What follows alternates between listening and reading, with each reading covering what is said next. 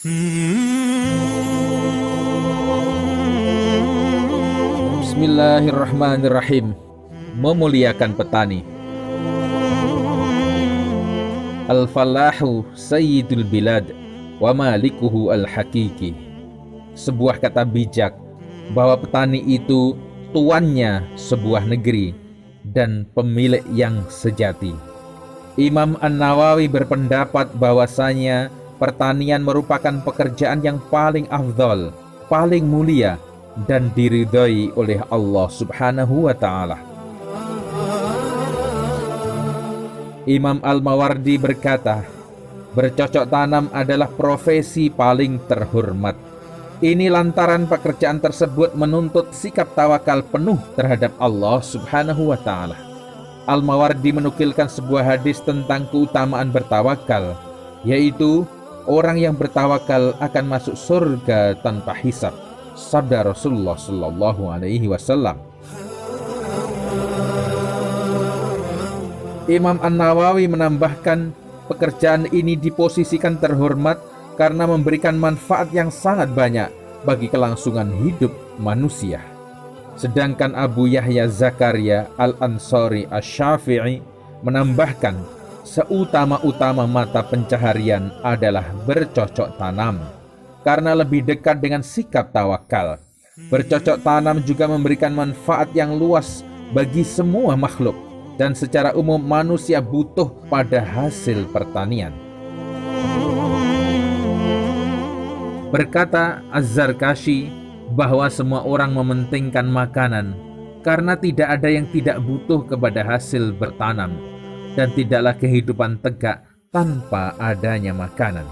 Rasulullah pada zamannya juga aktif dalam sektor pertanian, dari menentukan tanaman yang cocok untuk ditanami sesuai dengan kondisi topografi tanah sampai mengatur jalur irigasi. Seperti yang kita tahu bahwa Rasulullah adalah ahli tata ruang. Ia menyusun tata kota Madinah dengan sedemikian rupa sehingga tertata dengan rapi dan indah. Al-Wishabi menegaskan, hukum bertani adalah fardu kifayah. Kewajiban tersebut gugur jika telah dilaksanakan oleh sekelompok orang. Bila tak ada satupun pihak yang melaksanakan tuntutan ini, sanksi dosa akan ditujukan ke semua orang muslim. Maka pahala bertani berlimpah ruah karena menggugurkan kewajiban seluruh kaum muslimin, hingga pahala itu dikumpulkan para petani itu. Dari sahabat Anas bin Malik radhiyallahu an berkata, Rasulullah sallallahu alaihi wasallam bersabda, tidaklah seorang muslim menanam pohon atau menanam tetumbuhan, kemudian burung, manusia dan hewan ternak memakan buah-buahan dari pohon yang dia tanam, kecuali hal tersebut terhitung sedekah baginya. Hadis riwayat Bukhari. Dalam riwayat Imam Muslim terdapat tambahan kalimat, dan buah-buahan yang dicuri dari pohon tersebut, maka hal itu adalah sedekah baginya. Bahkan ada tambahan lagi, maka hal tersebut adalah sedekah baginya sampai hari kiamat. Hadis riwayat Muslim. Sahabat Abu Darda pun tidak melewatkan kesempatan mengeruk pahala lewat menanam tanaman. Dalam sebuah riwayat diceritakan, seorang laki-laki bertemu Abu Darda yang sedang menanam pohon.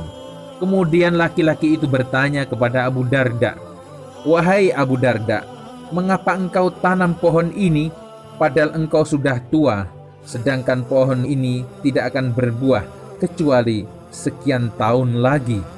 Abu Darda menjawab, "Bukankah aku yang akan memetik pahalanya, di samping untuk dimakan orang lain nanti?" Sebuah riwayat Muslim menegaskan pula tentang keutamaan berladang, terlebih bila pekerjaan ini dilakukan oleh seorang Muslim.